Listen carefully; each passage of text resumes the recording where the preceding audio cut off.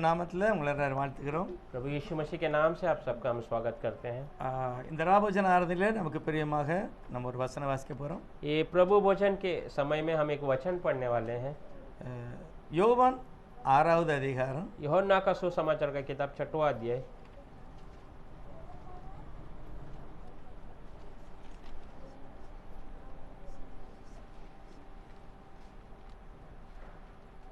54வது வசனத்தை வாசிக்கலாம். 54 वर्ड्स पढ़ेंगे। என் மாம்சத்தை புசித்து என் இரத்தத்தை பானம் பண்ணுகிறவனுக்கு நித்திய ஜீவன் உண்டு, நான் அவனை கடைசி நாளில் எழுப்புவேன்.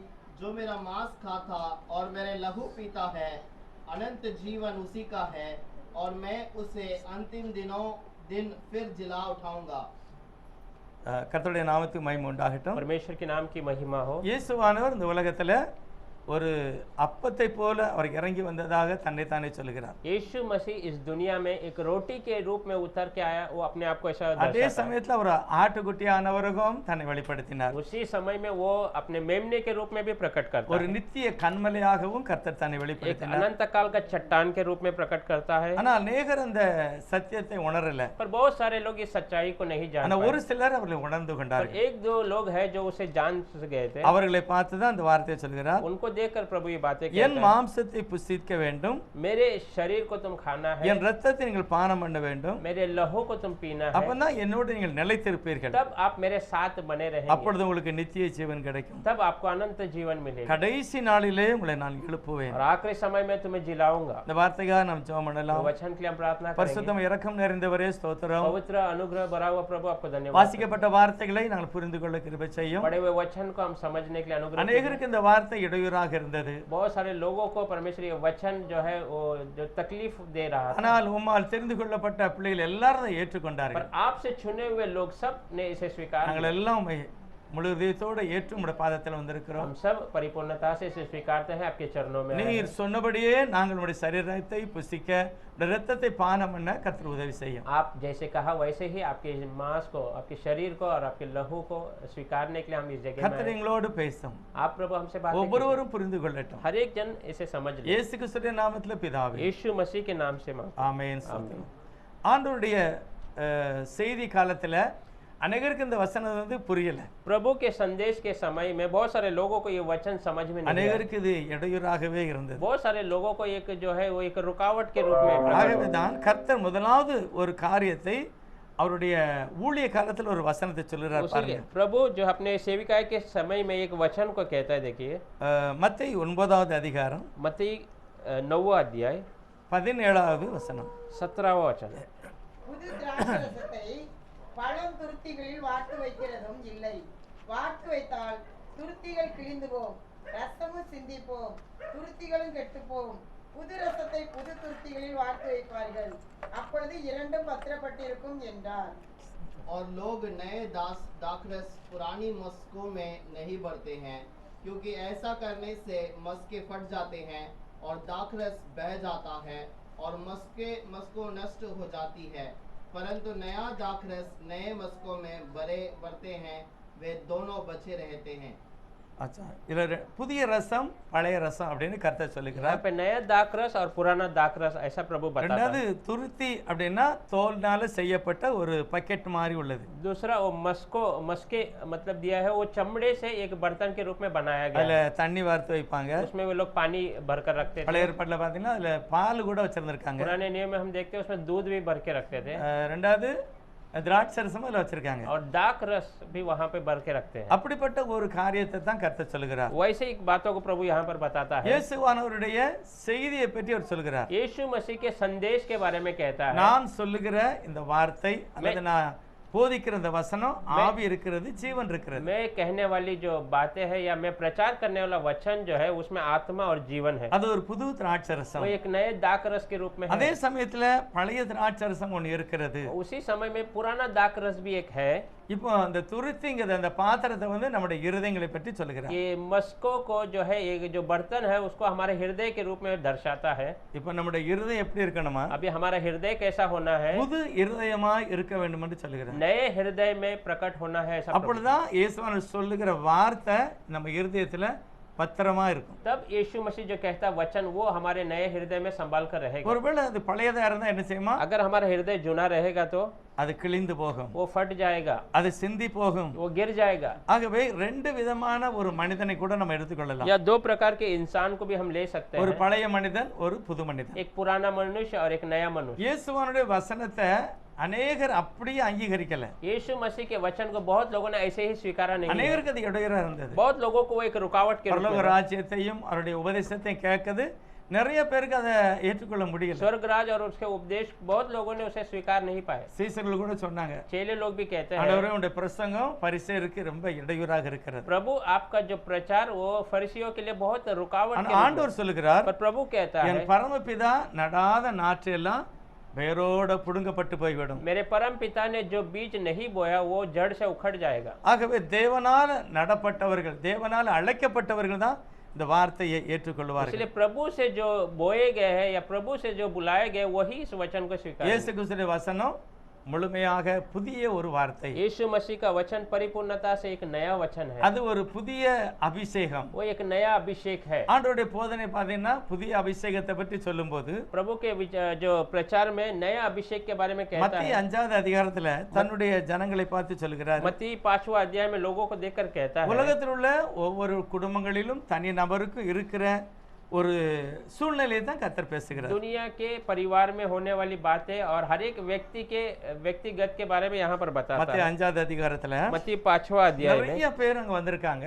बहुत सारे लोग आए हैं। அநேகருடைய வாழ்க்கையில பார்த்தீங்கன்னா மேசியாவை எதிர்பார்த்து ஒரு சமாதானத்துக்காக காத்திருந்தார்கள். बहुत सारे लोगों के जीवन में मसीहा का इंतजार कर कर एक समाधान का, ஒரு சிலர் அந்த மேசியாவை அடையாளம் கண்டார்கள். एक थोड़े लोग थे जो मसीहा को पहचान लिए ஆனா हैं, அடையாளம் காணாதவங்களுக்கெல்லாம் ஒரு ஏக்கமாவே இருந்தது. और जो नहीं देख पाए उनके लिए एक हमेशा एक प्यास रहता இந்த था। சமாரிய ஸ்திரியை பார்த்தீங்கன்னா அவர் ஏக்கத்தோட இருந்தா. सामान्य स्त्री को हम देखते हैं वो एक प्यास के रूप में थी। அதே போல சீசர்களும் கூட அந்த ஏக்கத்தோட இருந்தார்கள். बहुत सारे चेले लोग भी जो है वो उस प्यास में ही थे। ஆண்டவர் எப்படியாவது மேசியா வருவார், அவரை பார்க்கணும். कैसे भी मेसी आएगा उसे देख लेना है। அவர் வந்தாருன்னா கண்டிப்பா நமக்கு ஒரு நித்திய ஜீவ வழியை காண்பிப்பார். वो आएगा तो सच में हमारे लिए एक अनंत जीवन का रास्ता நாம் बताएगा। படுகிற இந்த வேதனைக்கு ஒரு முடிவு வந்துரும். हम जो तकलीफ उठा रहे हैं उसका एक अंत हो जाएगा। நாங்க நீதியா நடக்கணும்னு ஆசைப்படுகிறோம், முடியல. हम धार्मिकता से जीने की प्रयास करते पर होता नहीं है। இரக்கம் செய்யணும்னு நினைக்கவும் முடியல. हम करुणा दिखाना चाहते पर नहीं हो रहा है। நிறைய பிரச்சனை ஜனங்களுக்குள்ள இருந்தது. बहुत सारी परेशानियां लोगों के बीच में எல்லாம் था। கர்த்தர் பார்த்தார். ये सब प्रभु ने देखा है। அவங்களுக்கு இருதயத்துல என்ன இருக்குதோ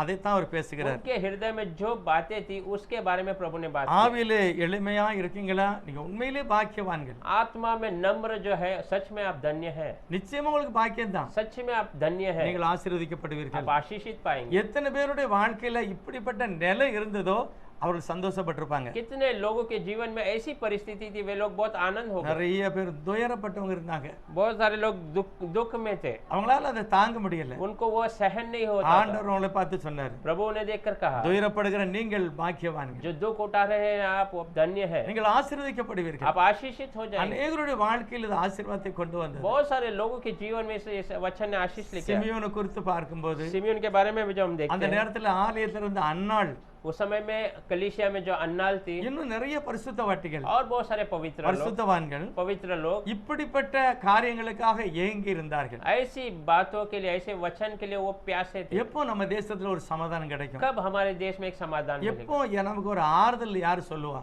कब हमारे मन के लिए एक दिलासा कोई देगा? இது எல்லாம் இயேசுவானவர் வந்து அவங்களுக்கு சொன்னார். ये सब यीशु मसीह आकर कहने நீ लगा, இரக்கமா இருக்கிறியா? உண்மையிலே உனக்கு பாக்கியம் तो கிடைக்கும். करुणा करता है तो सच में तो धन्य है, உன்னுடைய ஆசீர்வாதத்தை அனுபவிக்க முடியும். तेरे आशीष को तू अनुभव कर सकता है। தேவன் வந்து தம்முடைய ஜனங்களுடைய இருதயங்களை பார்த்து அவர்களை ஆசீர்வதித்தார். प्रभु उनके हृदय को देखकर उन लोगों को उसने आशीष, அநேகர் அந்த ஆசீர்வாதங்களை சமாதானத்தை பெற்றிருப்பார்கள். बहुत लोग उस आशीष और समाधान को पाए थे। சமாதானம் பண்ணுகிறவர்கள் பாக்கியவான்கள். समाधान करने वाले धन्य है।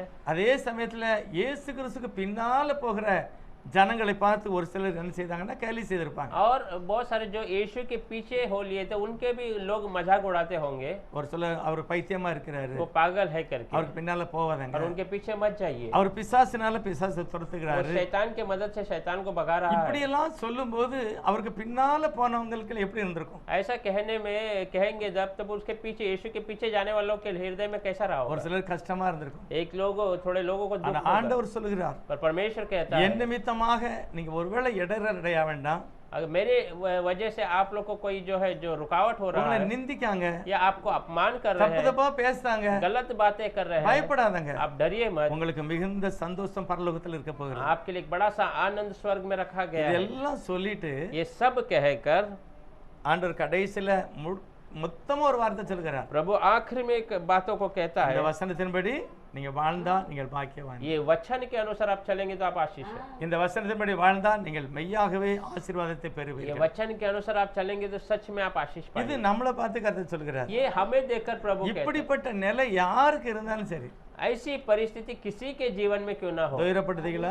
क्या आप दुख उठाते हैं, கர்த்தர் உங்களுக்கு மெய்யான ஒரு ஆசீர்வாதத்தை தருவார். प्रभु आपको सच्चा आशीष दे देगा। மெய்யான ஒரு சமாதானம் இல்லையா?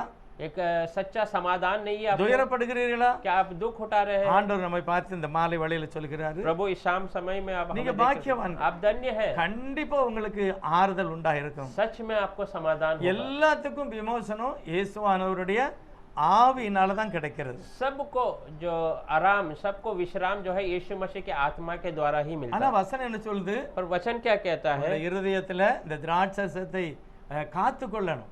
आपके हृदय में एक दाक रस को आप जो है संभाल के रख लेना है। இயேசுவானவர் சொல்லுகிற வார்த்தை ஆவி இருக்கிறது, ஜீவன் இருக்கிறது. यीशु मसीह जो वचन कहता है उसमें आत्मा है और जीवन அது है। புது திராட்சரசத்துக்கு அடையாளமா वो இருக்கிறது. ये नए दाक रस के चिन्ह में है। அது பழைய ஏற்பாட்டுக்காரங்களால ஏற்றுக்கொள்ள முடியல. वो पुराने नियम वालों ने स्वीकार नहीं पाए, ஏனென்றால் பழைய ஏற்பாடு சொல்லுகிறது இரத்தத்தை நீங்கள் தரையில ஊற்ற வேண்டும். क्योंकि पुराने नियम में कहा गया है कि खून को आप जमीन पे गिरा देना ஆனா है। இயேசு சொல்லுகிறார் என்னுடைய இரத்தத்தை நீங்கள் பானம் பண்ண और வேண்டும். यीशु मसीह कहता है मेरे लहू को तुम पीना है। இந்த புதிய ஆசீர்வாதமான வார்த்தைகளை அவங்களால சகிக்க ये முடியல. नए आशीष के वचन वे लोग सहन नहीं कर पाए। அப்ப முதலாவது என்ன செய்யணும்? तो पहला क्या करना है? இயேசுவை நம் முழு இதயத்தோட ஏற்றுக்கொள்ளணும். यीशु को हम पूरे हृदय से स्वीकारना है। அவரை மேசியாவாக ஏற்றுக்கொள்ளணும். उसको मसीहा के रूप में அவரை स्वीकारना है। சர்வ சக்தி உள்ளவராக ஏற்றுக்கொள்ள वो வேண்டும். सर्वशक्तिमान के रूप में स्वीकारना அதைத்தான் है। கர்த்தர் சொல்கிறார். वही प्रभु நீங்க कहता है, மனம் திரும்புங்க. आप मन परिवर्तन தேவ कीजिए। ராஜ்யம் வந்திருக்கிறது. प्रभु का राज्य आया நீங்க है। நினைக்கிறபடி அங்க இருந்து இங்க இருந்தெல்லாம் வராது. आप जैसा सोच रहे हैं उधर से इधर से नहीं आएगा। நான் தான் அந்த ராஜ்யம். मैं ही वो राज्य என்னை हूँ। பின்பற்றுகிறவனுக்கு நித்திய ஜீவன் கிடைக்கும். मेरे पीछे होने वालों को अनंत जीवन मिलेगा। தெளிவாக நிறைய காரியத்தை கர்த்தர் சொன்னார்.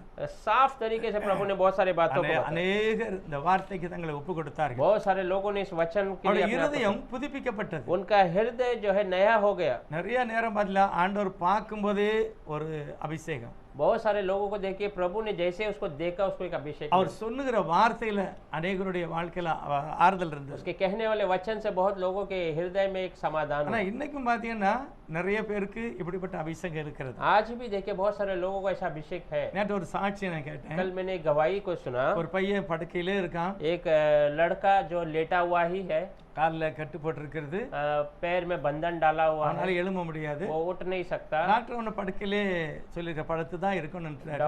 डॉक्टर ने कह दिया ये हमेशा लेटा ही रहेगा करके। கொஞ்ச நாளைக்கு நீ படுத்தா இருக்கணும், கை கால அசையக்கூடாது. थोड़ा दिन तू लेटा ही रहना है और हाथ पैर हिलना नहीं चाहिए। அப்படிதான் அவனை வச்சிருந்தாங்க, மெடிசன்லாம் கொடுத்திருந்தாங்க. ऐसा दवाई देकर उसको எல்லாமே கட்டல்ல தான் அவனுக்கு. सब उसको जो है उस खाट में ही उसका होता था। ஆனால் அவன் சொல்லுகிறான், நான் ஒரு நாள் இயேசுவை பற்றி கேள்விப்பட்டிருக்கிறேன். पर वो कहता है मैं एक दिन प्रभु यीशु के बारे में सुना हूँ। ஹாஸ்பிடல்ல எனக்காக ஜெபம் பண்ணாங்க. अस्पताल में मेरे लिए प्रार्थना किया கர்த்தர் था। எனக்கு சுகம் கொடுப்பார். प्रभु मुझे चंगाई இந்த दे। நம்பிக்கை எனக்கு இருந்தது. ये भरोसा मुझे था। ஆனா பக்கத்துல வீட்டுல உள்ள ஒரு கிறிஸ்தவ மனுஷன் पर बाजू में एक मसीहाई का व्यक्ति அவருடைய தகப்பனார வற்புறுத்தி வாங்க சபைக்கு வாங்கன்னு கூட்டு போயிட்டார். उनके पिता को जबरदस्ती करके आप कलिसिया में आइए करके लेके சபைக்கு போனாராம். कलिसिया में गया। சபையில அந்த பாஸ்டர் சொன்னாராம், कलिसिया में उस पास्टर ने कहा பிரதருடைய மகனுக்கு சுகம் இல்ல, भाई के बेटे को जो है तबीयत खराब है, அவரு கட்டலோடு படுத்திருக்கிறார், எல்லாமே கட்டல்ல தான். खाट में ही लेटा है, सब बातें उसकी खाट में ही हो அப்ப रही है। எல்லாரும் தயவு செய்து ஜெபம் तो பண்ணுவோம். हम सब जो है उसके लिए प्रार्थना करेंगे। அவர் சொல்கிற சபையார் எல்லாரும் பாரத்தோட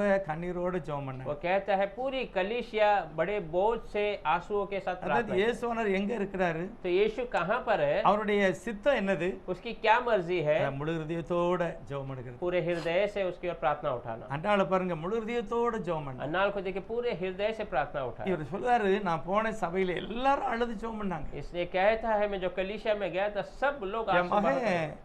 வீட்டுல படுத்திருக்கான். मेरा लड़का घर पे लेटा हुआ அவங்க है, யாரும் பார்க்கல, उन्होंने कोई देखा ஆனா नहीं, எல்லாரும் ஜெபம் பண்ணாங்க. पर सब लोग ने प्रार्थना उठाई। இதெல்லாம் பார்த்த உடனே என்னால தாங்க முடியல, நானும் அழுதுட்டேன். ये सब देखकर मुझसे सहन नहीं हुआ, मैं भी रोना शुरू हो गया। அழுது நான் கர்த்தரை நோக்கி ஜெபம் பண்ணேன். मैंने भी प्रभु की ओर प्रार्थना की। என் பையனுக்கு சுகம் கிடைக்குன்னு ஒரு நம்பிக்கை இருந்தது, मेरे बच्चे को चंगाई होगा एक भरोसा था, ஆனா இவ்வளவு சீக்கிரமா கிடைக்குன்னு எனக்கு தெரியாது. पर इतना जल्दी होगा ये मुझे நான் मालूम நேர नहीं। வீட்டுக்கு போன உடனே मैं सीधा घर पे गया, அந்த பையன் சொன்னான், அப்பா वो लड़का என்னை कहा, கொஞ்சம் தூக்கி விடுங்க அப்படின்ட்டான்.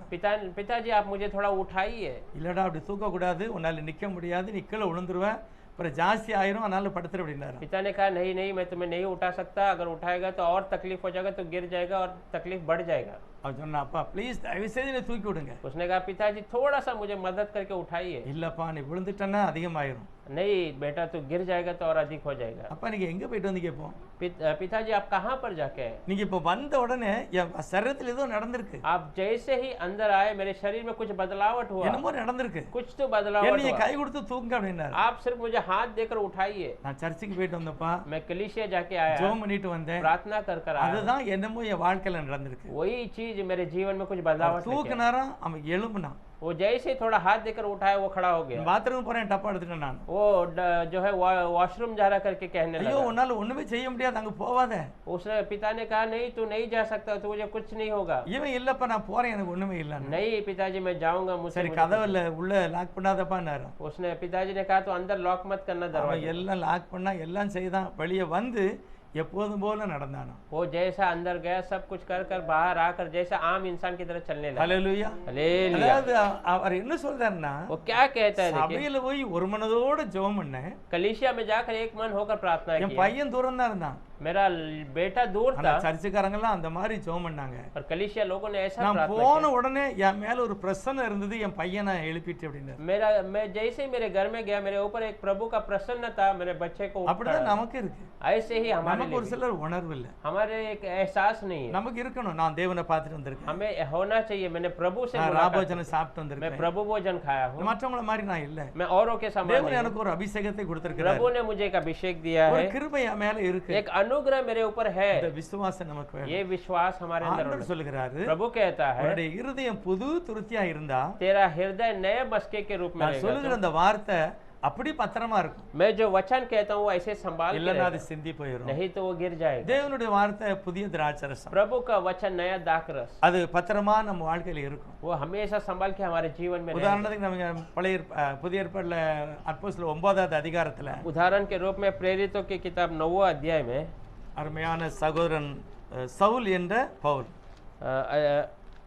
प्यारा सा भाई सौल नामक पौल, அவர் उन्மையான ஒரு தேவனுடைய மனிதன். वो सच्चा एक परमेश्वर का दास है। அவருடைய இருதயம் ஒரு பழைய துருத்தி, उनका हृदय एक पुराना ஒரு दाखरस, பழைய அபிஷேகம். एक पुराना अभिषेक है। அவரால் இயேசு கிறிஸ்துடைய ரகசியத்தை புரிந்து கூட முடியல. उनको यीशु मसीह के रहस्य को जान नहीं पाए। ஆண்டவருடைய நாமம் மகிமைப்படுகிறது, प्रभु की नाम की महिमा हो रहा உடவுகள் है, நடக்கிறார்கள், जो लंगड़े चल रहे हैं, செத்து போனவங்களாம் எழும்புதாங்க. मरे हुए मुर्दे खड़े हो रहे हैं। இதெல்லாம் சவுல் பார்த்தாரு, கேள்விப்பட்டாரு. ये सब साउल ने सुना और देखा भी है। அப்போஸ்தலர் 3வது அதிகாரத்துல பிறவிலே சப்பானி இருந்தவன் நடந்துட்டான். प्रेरित 3 अध्याय में जो पैदाइशी लंगड़ा था वो चलकर खड़ा हो गया। இதெல்லாம் சவுல் பார்த்தாரு, அவரால் ஏற்றுக்கொள்ள முடியல. ये सब साउल ने देखा पर उससे वो स्वीकार नहीं இது पाया। சரியில்லை, ये सही नहीं है, காரணம் அவர் நல்லவர் தான். क्योंकि कारण वो अच्छा व्यक्ति है। நியாயப்பிரமாணத்தின்படி அவர் குற்றம் சாட்டப்பட முடியாது, व्यवस्था के रूप में उसे दोष नहीं लगा सकते। சட்டத்துக்கு கீழ்ப்படுகிறார், कानून का पालन करता பழைய है, ஏற்பாட்டில் உள்ள எல்லாத்தையும் அப்படியே ஆமோதிக்கிறார். पुराने नियम के सब बातों को वो पालन करता ஆனால் है। புது திராட்சரசமா இயேசுநாதருடைய வார்த்தையை அவரால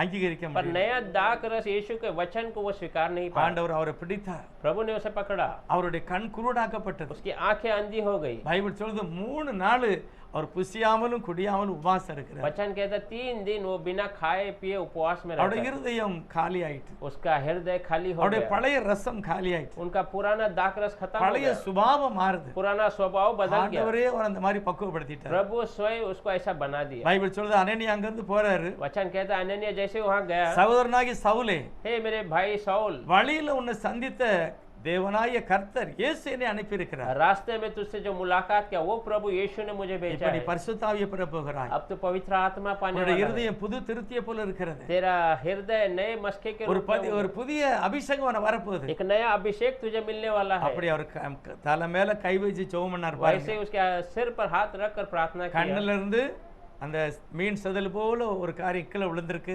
आंख में ऊपर एक चमड़ा जैसा बना होता वो नीचे गिर गया, அது பார்வை அடைந்தார். वो फिर से उसकी आंखें खुल பைபிள் गई। சொல்லுது உடனே எழுந்திருந்து वचन कहता तुरंत वो उठकर பரிசுத்தாருடைய பலத்தினால पवित्र आत्मा के இயேசு बल से கிறிஸ்துவின் நாமத்தினால ஞானஸ்நானம் எடுத்தார். यीशु मसीह के नाम से बपतिस्मा लिया। இப்போ அவர் சொல்லுகிறாரு, अब वो कहता है இயேசு இருக்கிறார்ல ஐயா, அவர்தான் ஐயா கிறிஸ்து, यीशु है ना वही मसीहा है, அவர்தான் கிறிஸ்து. वही मसीहा है। அவர் பழைய ஏற்பாட்டுல சொல்லப்பட்ட மேசியா. वो पुराने नियम में कहा गया मसीहा ஒரு था, புதிய அபிஷேகம் அவருக்கு एक கிடைச்சது. नया अभिषेक उसको मिल गया। அவர்தான் சொல்லுகிறாரு, वो कहता है ஒருவன் கிறிஸ்துவுக்குள் இருந்தார் अगर कोई मसीहा के अंदर அவன் है புது சிருஷ்டியா वो இருக்கிறான். नया सृष्टि के அவன் रूप புது में, திராட்சரசத்துல அவனால அதை ஏற்றுக்கொள்ள முடியும். वो नए दाख रस को वो स्वीकार लेगा, ஒரு புதிய பலத்தை அவன் பெற்றுக்கொள்ள முடியும். एक नए बल को वो पा लेता है। ரோமர் 6வது அதிகாரத்துல रोमियो का किताब 6वां अध्याय பவுல் में நிறைய காரியங்களை பற்றி பேசுகிறார். पौल बहुत सारी बातों के बारे में बताता है। இயேசு கிறிஸ்துடைய நாமத்துல ஞானஸ்நானம் எடுக்கிற பிள்ளைகளை பார்த்து சொல்லுகிறார். यीशु मसीह के नाम से बपतिस्मा लेने वाले बच्चों के बारे में कहता है। என்ன சொல்றாரு பாருங்க,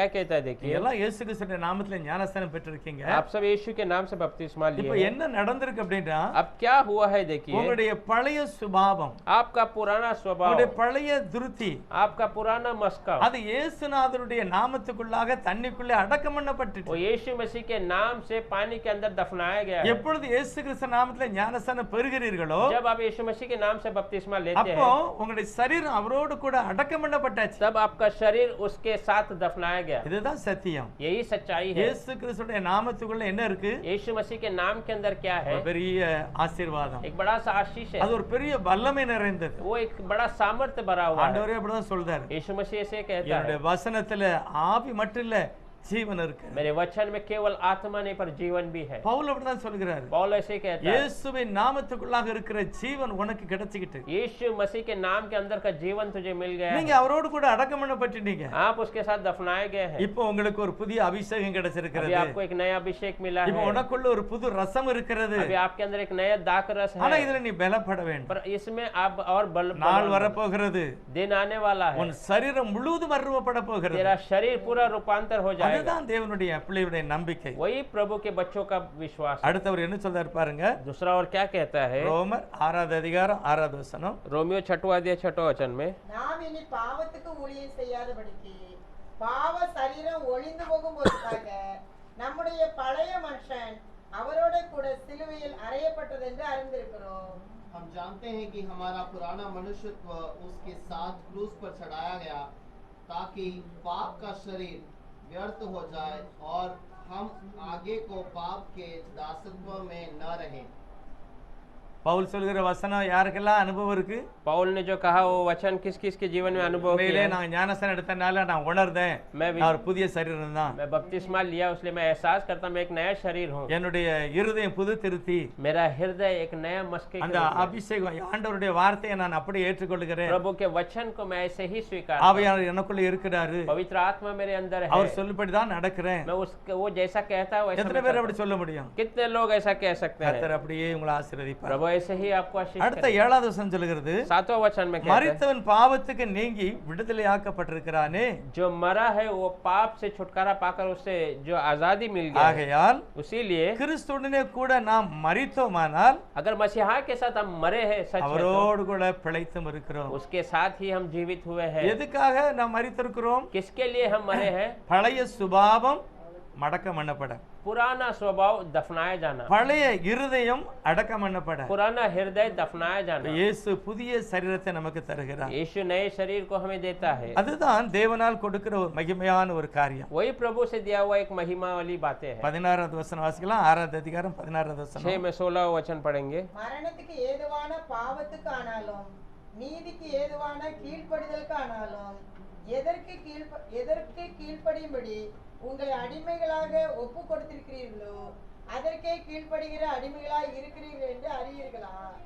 क्या तुम नहीं जानते कि जिसकी आज्ञा मानने के लिए तुम अपने आप को दासों के समान सौंप देते हो उसी के दास हो, चाहे पाप के जिसका अंत मृत्यु है, चाहे आज्ञाकारिता का जिसका अंत धार्मिकता है। இப்போ யாருக்கு நம்ம அடிமையாக்கப்பட்டிருக்கிறோம்? अभी हम किसके गुलाम बन गए हैं? நீதிக்கு.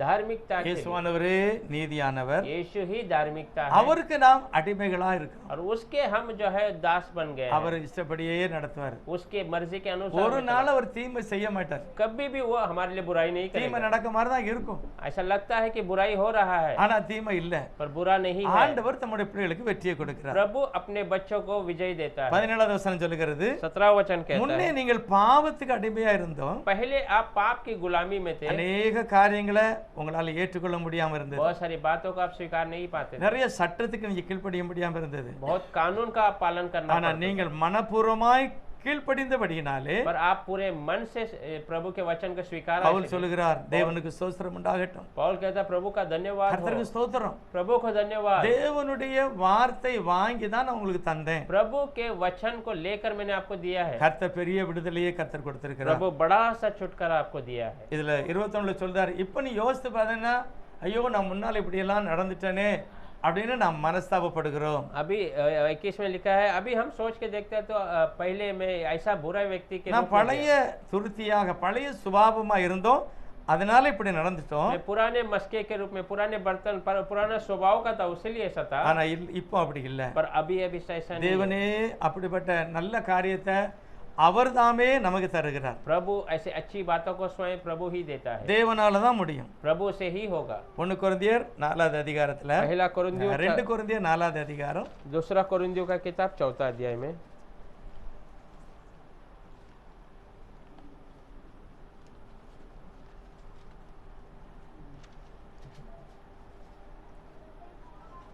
7வது வசனம், 7वां वचन, இந்த மகத்துவமுள்ள வல்லமை எங்களால் உண்டாயிராமல் தேவனால் உண்டாயிருக்கிறது என்று விளங்கும்படி இந்த பொக்கிஷத்தை மண் பாண்டங்களில் பெற்றிருக்கிறோம். परंतु हमारे पास वह धन मिट्टी के बर्तनों में रखे हैं, जो यह असीम अर्थात हमारी ओर से नहीं वरन परमेश्वर की ओर से ठहरे। இப்போ நம்முடைய சரீரத்தை அல்லது நம்முடைய இருதயத்தை ஒரு பாத்திரம் என்று எழுதியிருக்கிறது. अभी हमारा शरीर नहीं तो हमारे हृदय को एक बर्तन के रूप में दर्शाया है। பவுல் சொல்லுகிறார், நாங்கள் மண்பாண்டம் போல இருக்கிறோம். पौल कहता है हम एक मिट्टी के बर्तन ஆனா के रूप में, எங்களுக்குள்ள இருக்கிற ஆவியின் அபிஷேகம் வந்து மகத்துவமானது. पर हमारे अंदर जो आत्मा का अभिषेक है वो बहुत இந்த बहुमूल्य है। சாதாரண இந்த இருதயத்துல தேவன் தன்னுடைய மகிமையான ஆவியை எங்களுக்கு தந்திருக்கிறார். ये साधारण हृदय में प्रभु ने उसका महिमा का आत्मा हमें दिया। ஆகவே என்ன நிலை இருந்தாலும் என்ன டென்ஷன் இருந்தாலும் इसलिए कोई भी परिस्थिति कोई भी स्थिति क्यों ना हो, எப்படி நாங்க நெருக்கப்பட்டாலும் कैसे भी हम दबाए क्यों ना जाए, நாங்க ஒடுங்கி போக மாட்டோம். हम दबे नहीं நாங்க रहेंगे, கலக்கம் அடைய மாட்டோம். हम जो है व्याकुल नहीं होंगे। அப்படிப்பட்ட நிலை இருக்கா? ऐसा परिस्थिति என்ன होता है வந்தாலும் கர்த்தர் பார்த்துக்கிட்டு कि कुछ भी हो जाए प्रभु देख लेगा। அதுதான் பாக்கியம் பாருங்க. वही धन्य है। பவுல் அப்படிதான் சொல்றாரு, पौल ऐसे कहता है, எப்படிப்பட்ட நிலை இருந்தாலும் சரி நாங்கள் அப்படியே சோர்ந்து விட மாட்டோம். कैसे भी परिस्थिति क्यों ना हो हम ऐसे निराश नहीं நாங்கள் होंगे। மனம் முறிந்து போகிறதில்லை. हम मन टूट कर नहीं जाने நாங்க वाले। எப்படி நெருக்கப்பட்டாலும் அப்படிதான், நாங்க பின்வாங்க வேண்டாம். हम कैसे भी दबाए गए तो भी हम पीछे नहीं हटेंगे। கர்த்தர் எங்களை பாதுகாப்பார். परमेश्वर हमें सुरक्षा அவர்தான் ஒரு பெரிய ஆசீர்வாதங்களை எங்களுக்கு தருகிறார். वही एक बड़ा सा आशीष हमें देता है। அடுத்த வசனம் யாராவது வாசிக்கலாம்? उसका आखिर दूसरा वचन पढ़ेंगे 9வது வசனத்துல, 9वां वचन में, துன்பப்படுத்தப்பட்டும் கைவிடப்படுகிறதில்லை, கீழே தள்ளப்பட்டோம் மடிந்து போகிறதில்லை, सताए तो जाते हैं पर त्यागे नहीं जाते, गिराए तो जाते हैं पर नष्ट नहीं होते। அநேகருடைய வாழ்க்கையில் இப்படி இருக்கு. बहुत सारे लोगों के जीवन में ऐसा होता है। சிலருக்கு வியாதி, किसी को बीमारी है, சிலருக்கு வேலை இல்ல, किसी को नौकरी नहीं, இதெல்லாம் நம்ம விழுந்த மாதிரி தான், தள்ளி விட்ட மாதிரி தான். ये सब हम गिरे हुए ऐसा समान ஆனால் है। பவுல் சொல்லுகிறார், पौल कहता है நாங்கள் அப்படியே மடிந்து போகவில்லை, हम ऐसे ही जो नष्ट नहीं हुए, நாங்க கைவிடப்படுவதில்லை. हमें जो है छोड़ा नहीं गया। அப்ப நம்முடைய திறமை இல்ல, तो हमारा जो जो जो हमारा जो सामर्थ्य नहीं है, கர்த்தரே நம்மோடு இருக்கிறார்.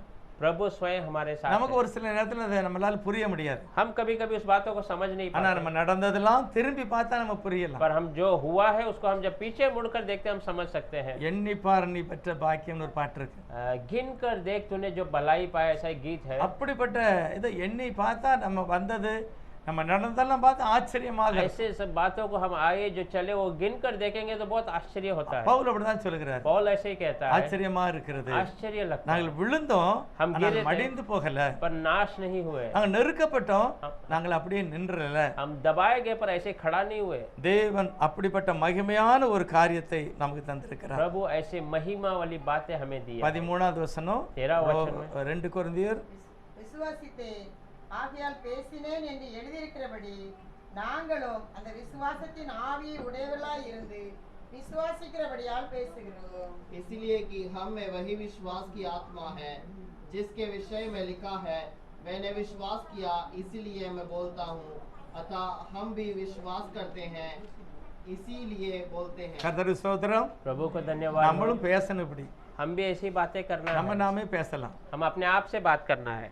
தாவீது சொல்லுகிறார், दाऊद कहता என் है, ஆத்துமாவை ஏன் கலங்குகிறாய், हे मेरे मन तो क्यों घबराता है, ஏன் பயப்படுத, तो क्यों डरता है, தேவனை நோக்கி காத்திரு, प्रभु की ओर इंतजार அவர் में சமூகத்துல ரட்சிப்பு இருக்கிறது. उसके समूह में उद्धार है। இப்படிப்பட்ட வார்த்தைகளால நாம் பேசி நாம் வல்லமையை நிரப்பப்பட வேண்டும். ऐसे बातों को हम बातें करना है और सामर्थ्य में அவர் बढ़ना சொல்ல நாங்க விசுவாசிக்கிறோம் ஐயா, அதனால தான் பேசுகிறோம். है। वो कहता है मैं विश्वास करता हूँ इसलिए बातें அவர் करता हूँ। மகிமையான காரியம் वो महिमा का बातें है। ஆனபடியினாலே அவர் சொல்கிறார், இந்த உபத்திரவம் லேசான உபத்திரவம். इसीलिए वो कहता है ये जो तकलीफ 17வது है, வசனம், 17 वचन, காணப்படுகிறவைகளை அல்ல जो दिख रहा है वो नहीं, காணப்படாதவைகளை நோக்கி இருக்கிற நமக்கு अंदर की बातों के ऊपर जो हम विश्वास करते அது हैं, சீக்கிரமாக இந்த உபத்திரம் எல்லாம் நீங்கி போய்விடும். शीघ्र ये जो तकलीफ है सब निकल जाएगी। ஒரு நித்தியமான மகிமையை நாங்கள் பெற்றுக்கொள்ள एक போகிறோம். अनंत महिमा को हम पाने वाले हैं।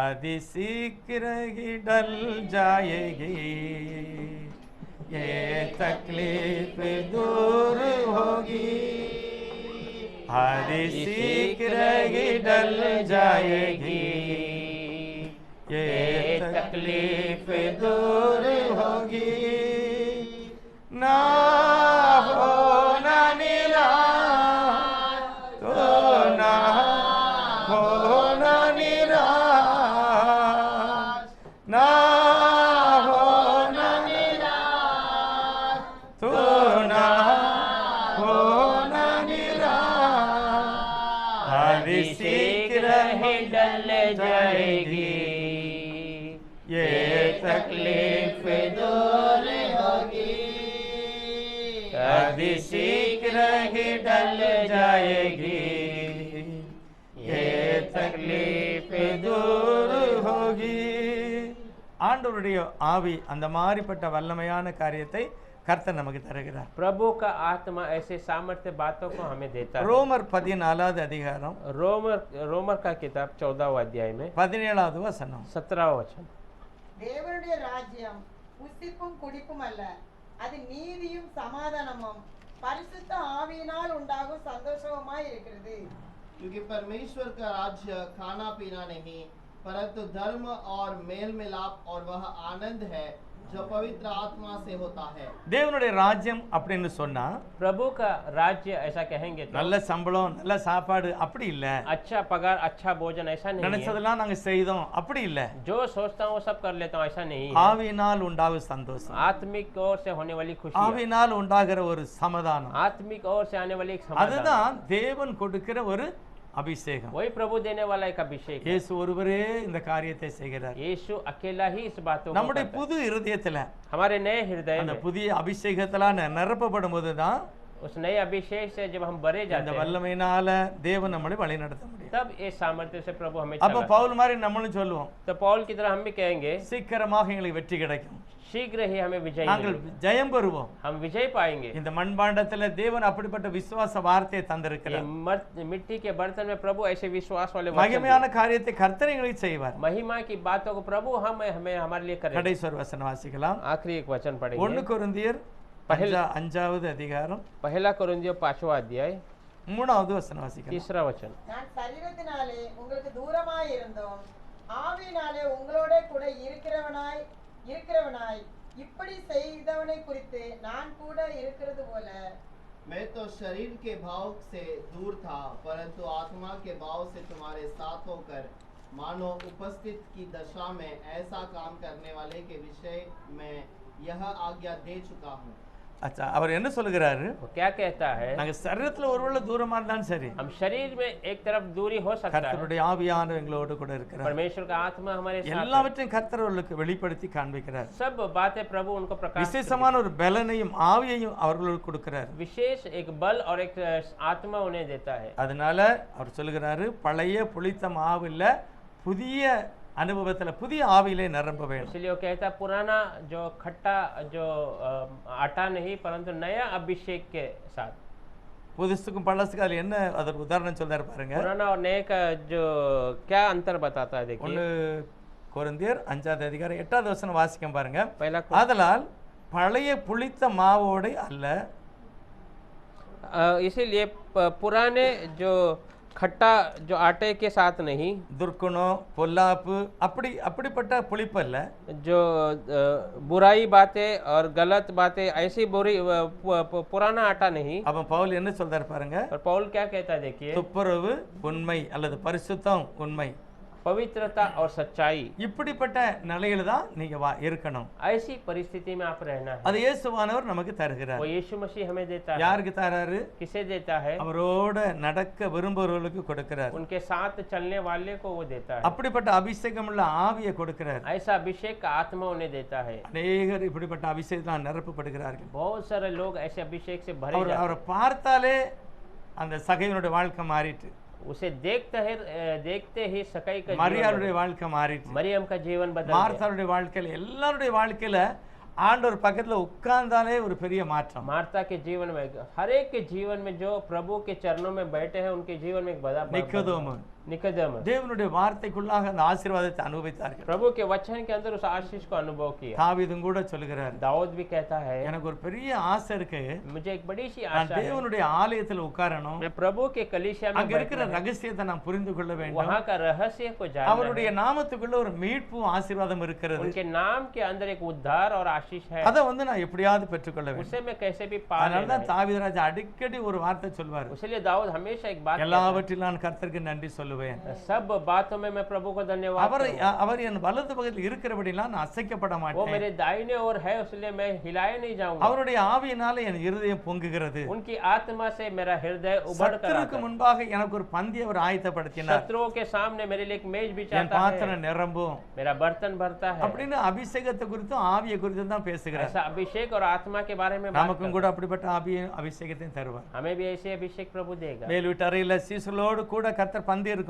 जो ऊपर के घराने में चेलों के साथ जब प्रभु மனம் भोजन திறந்து அவளோட பேசினார். में पूरे मन को खोलकर प्रभु ने उनसे அவருடைய बातें की, பாதங்களை எல்லாம் கழுவினார். उनके पैरों को धोया। எத்தனையோ பேர் கூட போனாங்க, कितने लोग साथ गए, ஆனா கூட இருந்த 12 பேரை மட்டும் அவர் கால்களை கழுவுகிறார். पर साथ रहने वाले उस 12 लोगों को, चेलों के पैरों को இது धोता இந்த है। சிலாக்கி அநேருக்கு கிடைக்கல, ये बातें बहुत सारे लोगों को मिला नहीं, ஆனா சீசர்களுக்கு அந்த காரியத்தை கொடுத்தார். पर चेलों को वो बातें को दिया है। நமக்கும் கூட அந்த காரியத்தை நான் செஞ்ச மாதிரி நீங்களும் செய்யுங்கன்னு சொல்றாரு. हमें भी वो सौभाग्य प्रभु देता है, जैसा मैं किया वैसा तुम करो। நம்மளும் அப்படியே செய்தோம். आज हम भी वैसे ही அப்ப நாம யார் அந்த தேவனுடைய வார்த்தைக்கு கீழ்ப்படிந்தவர்கள். इसका मतलब हम परमेश्वर के वचन का पालन करने वाले। கர்த்தர் அப்படியே நம்மை ஆசீர்வதிப்பார். प्रभु ऐसे ही हमें आशीष करे। தேவனுடைய ராஜ்யம் புசிப்பும் குடிப்பும் அல்ல, प्रभु का राज्य खाना पीना அது नहीं, தேவனுடைய வார்த்தையில ஒரு பெரிய சமாதானமும் சந்தோஷமும். प्रभु के वचन में एक बड़ा सा समाधान और அப்படிப்பட்ட आनंद। மகிமையான ஆசீர்வாதத்தை கர்த்தர் நமக்கு தருவார். ऐसी महिमा की आशीष प्रभु हमें देगा। நம்ம எல்லாரும் ஜெபம் பண்ணலாம். हम सब प्रार्थना करेंगे, எல்லாரும் ஜெபம் பண்ணுவோம். सब हम प्रार्थना करेंगे।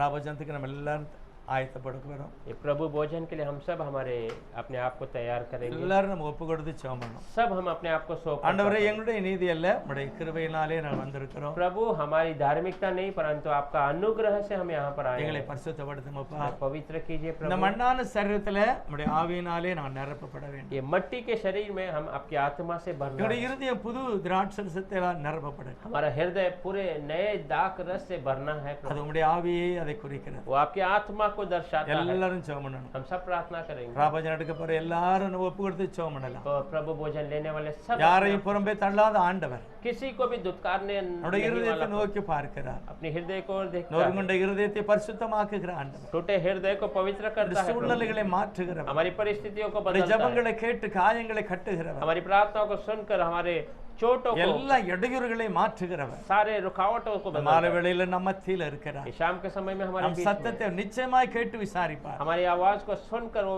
எல்லா पूछेगा। சூழ்நிலைகளையும் கர்த்தர் மாற்றுவார். हर एक परिस्थिति को बदलेगा। காரணம் அதற்காக அவர் கல்வாரி சிலுவையில் மரித்தார். कारण उसी लिए प्रभु उस कलवारी எனக்கு क्रूस में ஜீவன் मरा। கொடுக்கும்படியாக, मुझे जीवन देने நான் के लिए, சமாதானத்தை பெற்றுக் கொள்ளும்படியாக, मैं समाधान நான் पाने के लिए, ஆரோக்கியமாய் இருக்கும்படி मैं चंगाई से रहने के लिए, துயரப்படுகிற நீங்கள் பாக்கியவான்கள். दुख उठाने वाले आप धन्य இன்று हैं। நீங்கள் ஆறுதல் அடைவீர்கள். आज आप समाधान நீங்கள் पाएंगे, திருப்தியாவீர்கள். आप तृप्त हो जाएंगे। எல்லாரும் அப்படிப்பட்ட ஆண்டவரை நோக்கி ஜெபம் பண்ணுங்க. ऐसा हम प्रभु की ओर प्रार्थना उठाएंगे। யாரும் சும்மா இருக்க வேண்டாம். எல்லாரும் வாய் திறந்து ஜெபம் பண்ணுங்க. कोई चुप नहीं रहना, सब मुंह खोल के प्रार्थना करेंगे।